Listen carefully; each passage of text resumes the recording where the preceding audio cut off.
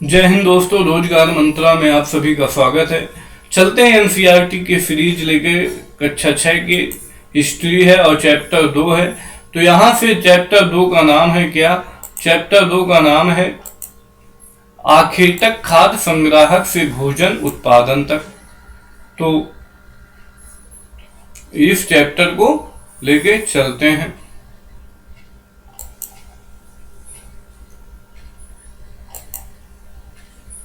अब ये है तुषार की रेल यात्रा।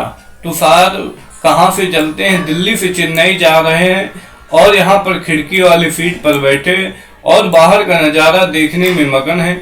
फिर देखते हैं कि पेड़ पौधे जो खेत खलियान है उल्टा चले जाते हैं, उल्टा पीछे छूटते चले जाते हैं। तो उनके चाचा आते हैं और पास में बैठकर कंधे पर हाथ रखकर कहते हैं, पता है लोगों ने मात्र 150 साल पहले ही रेल यात्रा शुरू की थी, उसके पहले रेल की यात्रा नहीं थी।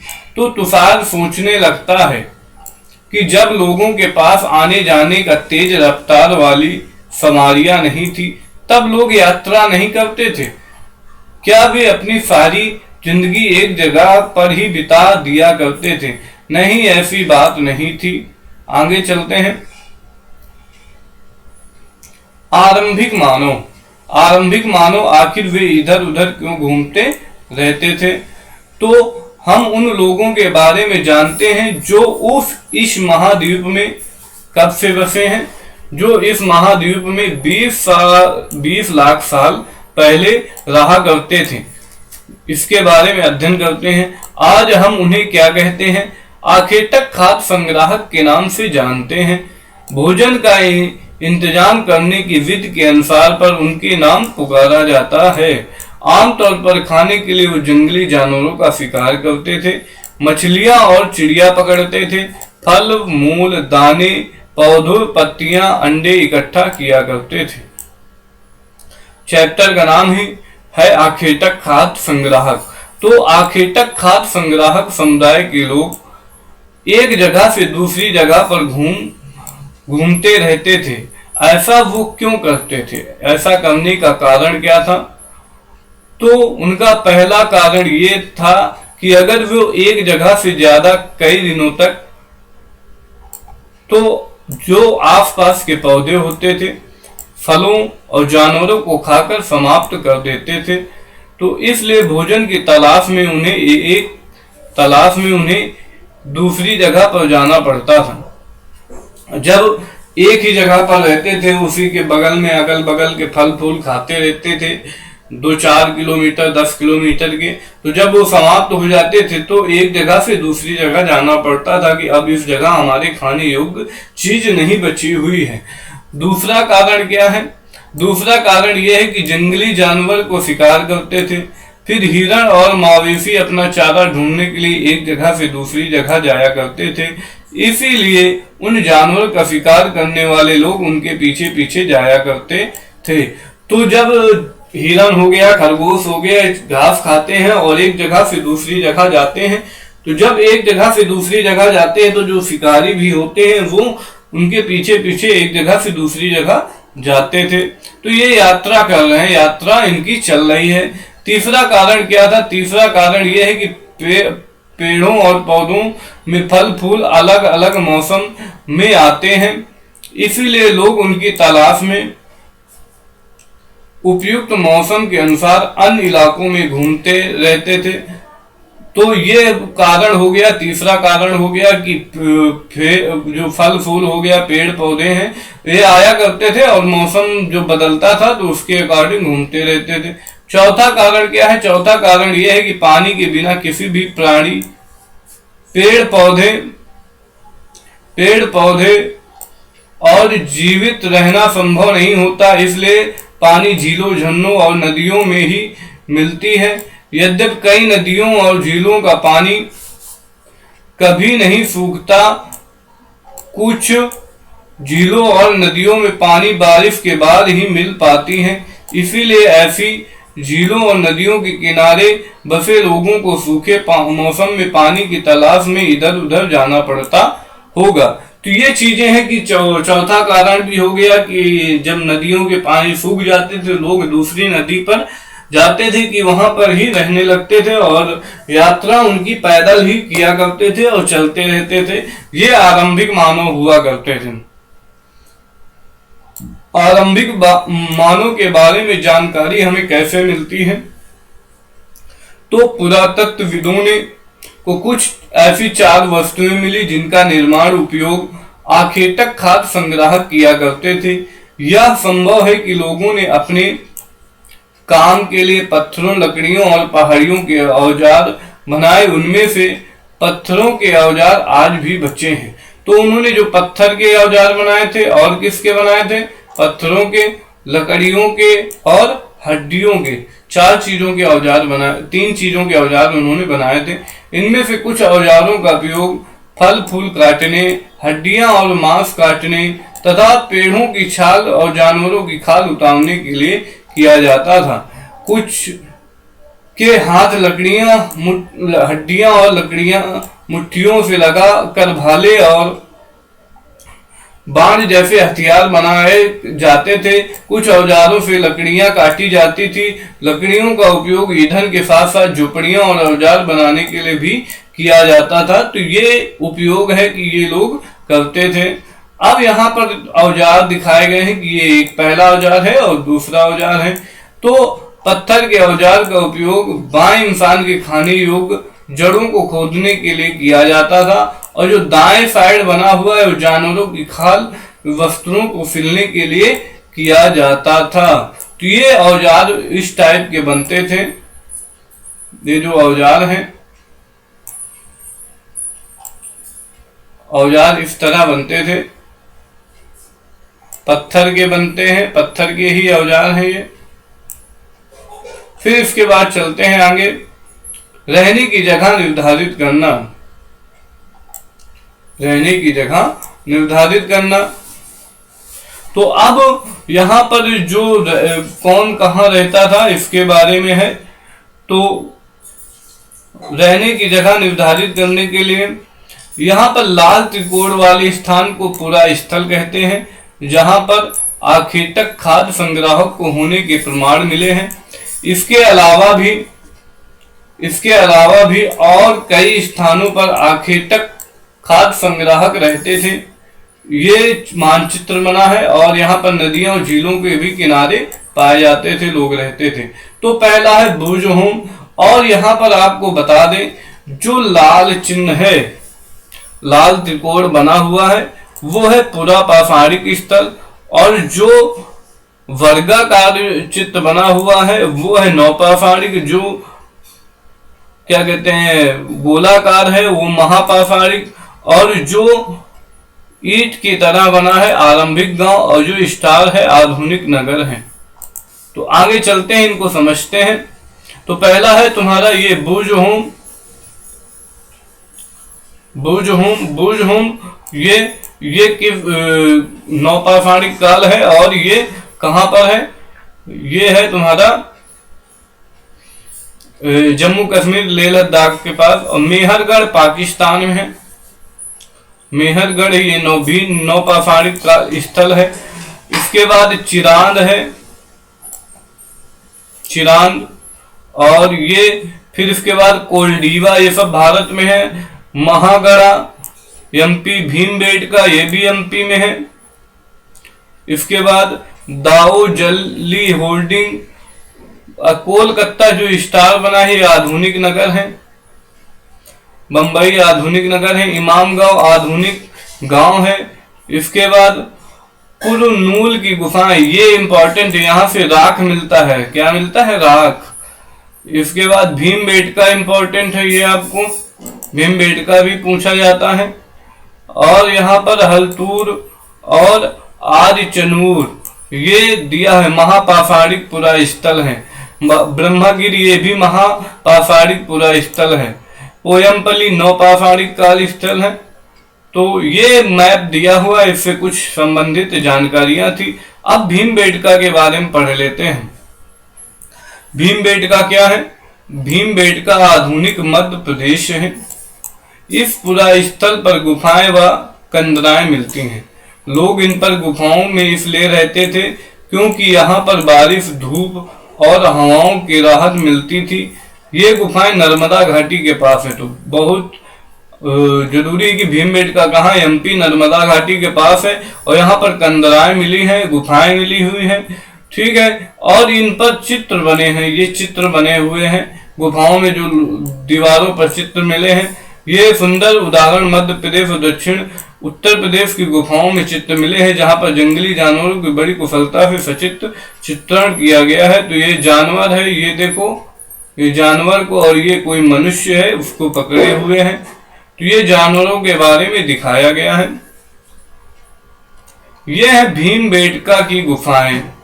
भीमबेटका की गुफाएं कहाँ है? एमपी नर्मदा घाटी के पास। और ये है कंदराएं, ये देखो बनी कंदराएं गुफाएं हैं। तो ये गुफाएं सारी कई कंदराएं मिलकर बनी हुई गुफाएं, यहाँ पर लोग रहते थे, आदिवासी जो लोग रहते थे। आगे चलते हैं, पुरा स्थल क्या है। पुरा स्थल के बारे में जानते हैं कि पुरा स्थल है क्या। तो पुरा स्थल उस स्थान को कहते हैं जहां औजार, बर्तन और इमारतें जैसी वस्तुओं के अवशेष मिले हैं। ऐसी वस्तुओं का निर्माण लोगों ने अपने काम के लिए किया था, बाद में वे उन्हीं वहीं पर छोड़कर चले गए। ये जमीन के ऊपर, अंदर, कभी कभी समुद्र और नदी के तल में भी पाए जाते हैं, और इनके अध्याय में हम आगे बात करेंगे, आगे चैप्टर में अध्ययन करेंगे, ठीक है। अब आग की खोज। आग की खोज कहाँ? कुरनील गुफा है, जहां पर हमें क्या मिला था, हमने पहले बताया था, राख के अवशेष मिले हैं। और ये आरंभिक लोग आग जलाना सीख गए थे, तो जो पुरा पाषाण काल के लोग थे वो आग जला लेते थे। आग की खोज कब हुई थी? तो पुरा पाषाण काल में हुई थी। आग का इस्तेमाल कई कार्यों के लिए किया गया था, जैसे कि प्रकाश के लिए, मांस भूनने के लिए, और खतरनाक जानवरों को दूर भगाने के लिए। नाम और तिथियां। अब चलते हैं नाम और तिथियां। हम जिस काल के बारे में पढ़ रहे हैं, पुरातत्वविदों ने उनके बड़े बड़े नाम रखे हैं। आरंभिक काल को वे पुरा पाषाण काल कहते हैं। यह दो शब्दों से मिलकर बना है। पुरा मतलब प्राचीन और पाषाण मतलब होता है पत्थर। तो जो पत्थर की विशेषताएं हों, यह नाम पुरा स्थलों से प्राप्त पत्थरों के औजारों के महत्व को बताता है। इसके बाद पुरा पाषाण काल का समय क्या है? पुरा पाषाण काल का समय है 20 लाख साल से पहले से और 12,000 साल पहले के दौरान माना जाता है। इस काल को भी 3 भागों में बांटा गया है। कौन कौन से? आरंभिक, इसको भी आरंभिक, मध्य और उत्तर पुरा पाषाण युग है। इतिहास की लगभग कितनी 99% कहानियां इसी काल के दौरान घटित हुई। जिस काल में हमें पर्यावरणीय बदलाव मिलते हैं उसे मेसोलिथ यानी मध्य पाषाण युग कहते हैं। इसका समय लगभग 12,000 साल पहले से लेकर 10,000 साल पहले तक माना जाता है। इस काल में पाषाण औजार और आमतौर पर बहुत छोटे होते हैं। इन्हें माइक्रोलिथ यानी लघु पाषाण युग कहा जाता है। इन औजारों से हड्डियां और लकड़ियों के मुट्ठे लगे हंसिये और आरी जैसे औजार मिलते थे। साथ ही साथ पुरा पाषाण युग वाले औजार भी इसी दौरान बनाए जाते थे। अगले युग की शुरुआत 10,000 साल पहले होती है। इसे नव पाषाण युग कहा जाता है। नव पाषाण युग का मतलब क्या है, तो इसके बारे में हम आगे पढ़ते हैं। बदलती जलवायु। तो लगभग 12,000 साल पहले दुनिया के बड़े बदलाव आए और गर्मी बढ़ने लगी। क्या होने लगा? गर्मी बढ़ने लगी। इसके परिणाम स्वरूप कई क्षेत्रों में घास वाले मैदान बनने लगे। इससे हिरण, बारहसिंगा, भेड़, बकरी और गाय जैसे जानवरों की संख्या बढ़ी और घास खाकर जिंदा रहने लगे। तो जब पृथ्वी पर बदलाव हुआ, पृथ्वी पर पानी भरा, तो घास वगैरह जगने लगी। जो लोग इन जानवरों का शिकार करते थे वे उनके पीछे आए और इसके खाने पीने की आदतों और प्रजनन के समय में जानकारी हासिल करने लगे। और तब हो सकता है जानवर पकड़कर उनको क्या किया गया हो, पालना लगे थे, पालने की बात सोचने लगे। और इस काल में मछली को बहुत क्या किया गया, महत्वपूर्ण भोजन बन गए थे। अब इसके आगे चलते हैं। खेती और पशुपालन की शुरुआत। इस दौरान उपमहाद्वीप में विभिन्न भिन्न इलाकों में गेहूं, जौ, धान जैसे अनाज प्रकट रूप में क्या होने लगे थे, उगने लगे थे। शायद महिलाएं, पुरुषों और बच्चों इन अनाजों को भोजन के लिए बटोरना शुरू कर दिया था और साथ ही वे सीखने लगे थे कि अनाज कहाँ उगते हैं और कब पक कर तैयार होते हैं। ऐसा करते करते लोगों ने इन अनाजों को खुद पैदा करना सीख लिया होगा और धीरे धीरे वो क्या बन गए थे, कृषक बन गए थे। तो धीरे धीरे उन्होंने मछलियां जो वो भोजन हो गया था और अनाज बटोरने लगे थे। और लोगों ने घरों के आसपास चारा रखकर जानवर को आकर्षित करके उन्हें पालतू बनाया होगा। उनमें सबसे पहले जंगली जानवर को पालतू बनाया। और सबसे पहले किस जंगली जानवर को पालतू बनाया, तो कुत्ते को जंगली पूर्वज कहा जाता है। धीरे धीरे लोग किसको बनाया, भेड़ को बनाया।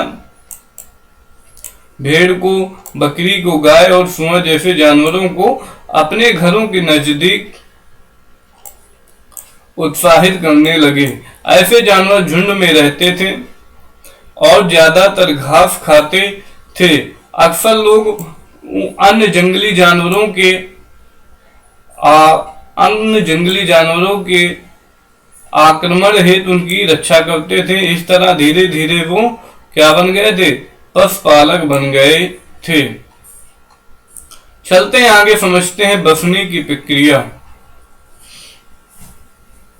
बसने की प्रक्रिया, तो बसने की प्रक्रिया क्या है, लोगों द्वारा पौधे उगाने और जानवरों की देखभाल करने की बसने की प्रक्रिया नाम दिया गया है। ठीक है। और ये पौधे और जानवर अक्सर जंगली पौधे तथा जानवरों से भिन्न होते हैं। इसकी वजह यह है कि बसने की प्रक्रिया दिशा में अपनाए गए पौधे और जानवरों का लोग चयन करते थे। उदाहरण में समझते हैं पौधों के चुनने के लिए बड़े दाने वाले अनाज होते हैं। साथ ही उनकी मजबूत डंठलें अनाज को पकने दाने को भर को संभाल सके। ठीक है, जो दाने का भार है उसको संभाल सके। ऐसे पौधों को बीजों को संभाल कर रखा जाता है ताकि फिर से उगाने के लिए उनके गुण सुरक्षित रह सके। इन्हीं जानवरों को आगे प्रजनन के लिए चुना जाता है। आमतौर पर अहिंसक होते हैं, इसलिए हम देखते हैं कि पाले गए जानवर और कृषि में अपनाए गए पौधे जंगली जानवर तथा पौधों से भिन्न भिन्न होते हैं। मिसाल के तौर पर जंगली जानवर की तुलना पालतू जानवर के जो दांत होते हैं, सींग होते हैं, वो छोटे होते हैं। तो ये दांत दिखाया गया है, ये किस पालतू का है और ये जंगली का है। ये वाला किसका है, जंगली जानवर का दांत है। आप एक देख सकते हैं जंगली सुअर का है और एक पालतू सुअर का है। तो ये आपको यहां तक पता चल गया। आगे चलते हैं। बसने की प्रक्रिया पूरी दुनिया में धीरे धीरे चलती रही। यह करीब 12,000 साल पहले शुरू हुई। वास्तव में आज हम जो भोजन करते हैं इसी बसने की प्रक्रिया की वजह से है। कृषि में अपनाई गई सबसे प्राचीन फसलों में कौन सी है, गेहूं तथा जौ आते हैं। तो यहाँ सबसे पुरानी फसलें कौन है, गेहूं और जौ। सबसे पहले पालतू बनाए गए जानवरों में कुत्ते के बाद भेड़ बकरी आते हैं। तो ये दो इंपॉर्टेंट पॉइंट है, ये आपको याद रखना। ये क्या है, इंपॉर्टेंट पॉइंट है, बिल्कुल बस यही तो मेन पॉइंट है कि सबसे पहले किस जानवर को पालतू बनाया था आदिमानव ने, तो कुत्ते को, और इसके बाद भेड़ बकरी को। और अनाज में क्या है, सबसे पहले गेहूं और जौ आते हैं। अनाज के उपयोग देख लेते हैं कि अनाज के उपयोग क्या क्या किया था। तो पौधों के बीज को बो कर देखो, तुम क्या करोगे, पाओगे कि उसे विकसित होने में कुछ वक्त लगता है, उसमें से कुछ दिन लगेंगे या फिर महीने या फिर साल लग सकते हैं। इसीलिए जब पौधे को उगाने लगे तो उसकी देखभाल उन्हें एक जगह से लंबे समय तक करना पड़ता था। बीज बोने से लेकर फसलों को पकने तक की पौधों की सिंचाई करने, खरपतवार हटाने, जानवरों और चिड़ियों की सुरक्षा करने और बहुत से काम शामिल थे। कटाई के बाद अनाज का उपयोग बहुत संभाल कर करना पड़ता था। अनाज को भोजन और बीज दोनों के रूप में बचाकर रखना आवश्यक था, इसलिए लोगों ने उसके भंडारण की बात सोचनी पड़ी बहुत से। तो ये बीज है खाद के रूप में, उपहार के रूप में और भंडारण के रूप में। आगे चलते हैं। इलाकों में लोगों ने मिट्टी के बड़े बड़े बर्तन बनाए, टोकरियां बुनी और फिर जमीन में गड्ढा खोदा। क्या तुम्हें लगता है कि शिकारी या भोजन संग्राहक करने वाले बर्तन बनाने और उनका उपयोग करते होंगे? ठीक है, आगे चलते हैं। जानवर चलते फिरते खाद भंडारण। तो जानवर के बारे में चलते हैं और समझते हैं क्या है। तो जानवर बच्चे देते हैं, उनकी संख्या बढ़ती है। अगर जानवरों की देखभाल की जाए तो उनकी संख्या में बढ़ोतरी होती है, साथ ही उनमें दूध भी प्राप्त हो सकता है और जो भोजन का एक अच्छा स्रोत है। यही नहीं, जानवरों से हमें मांस भी मिलता है। दूसरे शब्दों में पशुपालन भोजन के भंडारण का एक तरीका है। पशुपालन जो है वो किसका है? भोजन के भंडारण का एक तरीका है। ठीक है, और हम इनके बारे में आरंभिक कृषि और पशुपालनों के बारे में पता करते हैं। तो तुमने नीले वर्ग दिखे थे, हमने बताया था 9 पाषाण काल के हैं। इनमें से प्रत्येक बूंद उस जगह को दर्शाता है जहां पुरातत्वविदों को शुरुआती कृषकों और पशुपालनों के होने वाले क्या मिले हैं? साक्ष्य मिले हैं। ये पूरे उपमहाद्वीप में पाए गए हैं और सबसे महत्वपूर्ण पश्चिमोत्तर क्षेत्र में आधुनिक कश्मीर में और पूर्वी तथा दक्षिण भारत में पाए गए। तो हमने बताया था कि कश्मीर में पाया गया है और दक्षिण भारत में पाए गए। और वास्तव में ये जो स्थान है कृषकों और पशुपालनों की बस्तियां थी नहीं, जिन्हें जांचने और वैज्ञानिकों ने खुदाई में मिले पौधे और पशुओं की हड्डियों के नमूने का अध्ययन करते हैं। और सबसे रोचक, जले हुए अनाज के दानों के अवशेष कहाँ से मिले हैं? तो कुन्नू की पहाड़ियों से मिले हैं, गुफाओं से मिले हैं, हमने बताया था। और इसके बाद चलते हैं। विभिन्न उपमहाद्वीप में विभिन्न भागों में बहुत सारी फसलें उगाई जाती रही होगी। ठीक है, स्थायी जीवन की ओर, हेडिंग क्या है? स्थायी जीवन की ओर। तो पुरातत्वविदों ने कुछ स्थानों पर झोपड़ियों और घरों के निशान मिले, जिसमें से बुर्ज होम कहाँ है? कश्मीर में है। गड्ढे के नीचे घर बनाते थे। कहाँ बनाते थे? गड्ढे के नीचे, जिन्हें गर्तवास कहा जाता है। तो ये आपको इम्पोर्टेंट है कि बुर्ज होम कश्मीर में है और ये लोग कैसे घर बनाते थे? गड्ढे के नीचे। उतरने के लिए कैसे बनाते थे? सीढ़ियां होती थी, उन्हें ठंड मौसम से सुरक्षा मिलती थी। पुरातत्वविदों को झोपड़ियों के अंदर और बाहर दोनों ही स्थान पर आग लगाने की जगहें मिली हैं। ऐसा लगता है कि मौसम के अनुसार घर के अंदर या बाहर खाना पकाते हैं। आगे चलते हैं। बहुत सारी जगहों में पत्थर और औजार भी मिले हैं। इनमें से कई ऐसे हैं जो पुरापाषाणीन युगों के उपकरणों से भिन्न है, इसलिए उन्हें 9 पाषाण युग माना गया है। इनमें से वे औजार भी हैं जिनमें धार को और अधिक पैना करने के लिए उन पर पॉलिश चढ़ाई जाती है। ओखली और मूसल का उपयोग अनाज और वस्तुओं से प्राप्त अन्य चीजों को पीसने के लिए किया जाता था। तो किसका? ओखली और मूसल का। आज हजारों साल बाद भी उखली और मूसल का उपयोग अनाज पीसने के लिए किया जाता है। इसी तरह प्राचीन प्रशस्त युगीन औजारों का निर्माण लोग लगातार होता रहा और कुछ हड्डियों से भी बनाए जाते हैं। तो ये औजार हैं, ये उपकरण दिखाए गए हैं किसके, नवपाषाण काल युग के। ये नवपाषाण युग के उपकरण हैं। ये बर्तन है, पात्र हैं। तो नवपाषाण युग में पुरास्थलों से कई प्रकार के मिट्टी के बर्तन मिले। इनमें भी उन पर अंकलन किया गया है। बर्तनों के उपयोग नीचे चीजों को रखने के लिए किया जाता था। धीरे धीरे लोग बर्तनों का उपयोग खाना बनाने के लिए भी करने लगे। चावल, गेहूं, दाल जैसे अनाजों का आहार महत्वपूर्ण हिस्सा बन गया। उनके साथ साथ अब लोग कपड़े भी बुनने लगे थे। उसके लिए कपास जैसे आवश्यक पौधे उगाए जा सकते थे। ये परिवर्तन हर जगह साथ में ही आते होंगे। ऐसी बात नहीं है कि एक तरफ जहां कई जगहों पर स्त्री पुरुष शिकार और भोजन संग्रह करने का काम करते रहे थे, उन्हीं और लोगों ने हजारों साल में दरमियान धीरे धीरे खेती और पशुपालनों को अपना लिया। बहुत जगह लोग मौसम के मुताबिक बदल बदल कर अपनी जीविका चलाया करते थे। मेहरगढ़ में जीवन मृत्यु। मेहरगढ़ हमने बताया था, यह ईरान में है। कहां पर स्थित है? ईरान में है।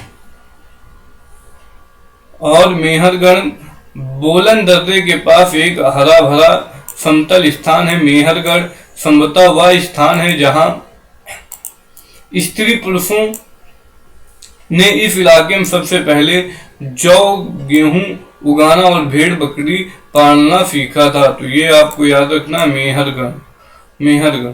यहाँ विभिन्न प्रकार के जानवरों और हड्डियां मिली हैं। उन्हें हिरण तथा सुअर जैसे जंगली जानवरों तथा भेड़ बकरियों की हड्डियां मिली हैं। और मेहरगढ़ का चित्र आपको दिखाया गया है। मेहरगढ़ के घर शायद ऐसे होते हैं। और तो आगे चलते हैं। मेहरगढ़ के इसके अलावा चाकोर और आयताकार घरों के अवशेष भी मिले हैं। तो इनके घर कैसे होते? चाकोर और आयताकार। प्रत्येक घर में 4 या उससे ज्यादा कमरे होते थे। उनमें से कुछ संभवतः भंडारण काम आते थे। मृत्यु के बाद सामान्यतः मृतक के सगे संबंधी उनका प्रति सम्मान जताते थे।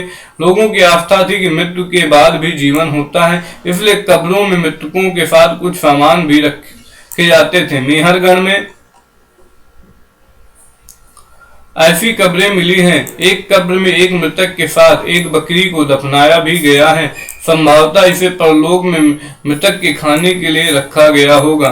तो मेहरगढ़ में आपको दिखाया गया है कि मनुष्य के साथ बकरी, जानवरों को भी दफनाया जाता था। मेहरगढ़ में ही जौ और गेहूं की फसलें के अवशेष मिले हैं और जानवरों को भी दफनाया जाता था। तो और ये है बकरी का कंकाल और ये है बकरी का कंकाल। ये है किसका? मनुष्य का कंकाल। यह फ्रांस की गुफा की एक नई चित्रकारी। तो आपने फ्रांस को देखा ही होगा। तो चलते हैं। पुरास्थल की खोज लगभग 100 साल पहले 4 स्कूली छात्रों ने की थी। इस तरह 20,000 साल पहले से लेकर 10,000 साल के पहले के बीच बनाए गए होंगे। इनमें से कई जानवरों के चित्र हैं। घोड़े, गाय, भैंस, गेंडा, रेनिनार, बारहसिंगा, सुअर को गहरे चमकीले रंगों से चित्रित किया गया है। इन रंगों को लोह अयस्क और चारकोल जैसे खनिज पदार्थों से बनाया जाता है। यह संभव है कि इन चित्रों को उत्सव के अवसर पर बनाया जाता है, फिर उन्हें शिकारी द्वारा शिकार के लिए पहले से कुछ अनुष्ठानों के लिए बनाया गया होगा। तो ये चित्र दिया है, गैंडा, भैंस और बकरी के बारे में बताया गया है। आगे चलते हैं। नवपाषाणीन पुरास्थल। तो यहाँ पर तुर्की के बारे में बताना है। नवपाषाण युग में सबसे प्रसिद्ध पुरास्थलों में एक चाताल हयूग तुर्की में है। यहाँ दूर दराज स्थानों में कई चीजें लाई जाती हैं और उसका उपयोग किया जाता है, जैसे सीरिया में लाया गया एक चकमक पत्थर, लाल सागर की कोड़ियां और भूमध्य सागर की सीपियां। ये ध्यान रहे कि उस समय के पहिए वाले वाहन का विकास नहीं हुआ था। लोग सामान खुद और जानवरों को पीठ पर लाद कर जाया करते थे। ठीक है, और ये उपयोगी शब्द हैं: आखेटक, खाद्य संग्राहक, पुरा स्थल, उद्योग स्थल, आवासीय स्थल।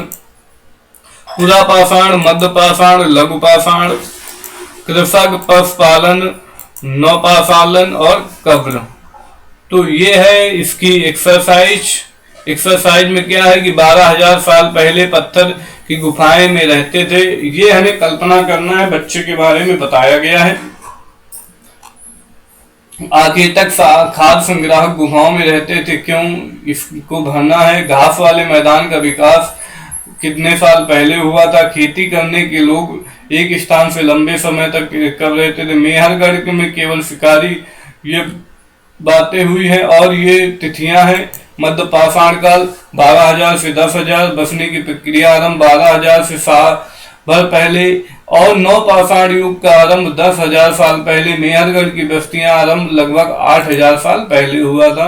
ये क्वेश्चन हुआ है, क्वेश्चन दिए गए हैं, इनको हल करना है और आपको देखना है कितना आपने अध्ययन किया है। ठीक है, तो यहाँ से चैप्टर ये होता है समाप्त। जय हिंद, जय भारत। अगर आपको क्लास अच्छी लगी हो तो अगर आप चैनल पर नए हैं तो चैनल को सब्सक्राइब करें। जय हिंद, जय भारत। मिलते हैं आपसे अगले क्लास पर, अगले टॉपिक पर लेके आते हैं चैप्टर 3। तो यहाँ से आपके एनसीईआरटी के सारे चैप्टर कंप्लीट कराए जाएंगे। जय हिंद, जय भारत।